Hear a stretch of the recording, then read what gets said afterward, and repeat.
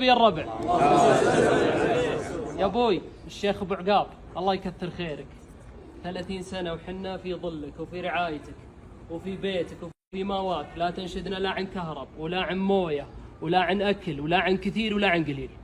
واليوم يوم الرجال ربي ينعم عليه واستقل واخذ له بيت لحاله، عيب عليه يترك اخوانه اللي محازم الظفر ودروع جنبه اللي واقفين معه في كل كبيره وصغيره يصفط شناط ويتوكل ويقول في امان الله؟ لا، ما هو بزين. فاليوم شيء بسيط وشيء في الخاطر. وين ابو شوق؟ عطوني ابو شوق هنا. اطلع من هنا؟ لا بس عطوني ابو شوق.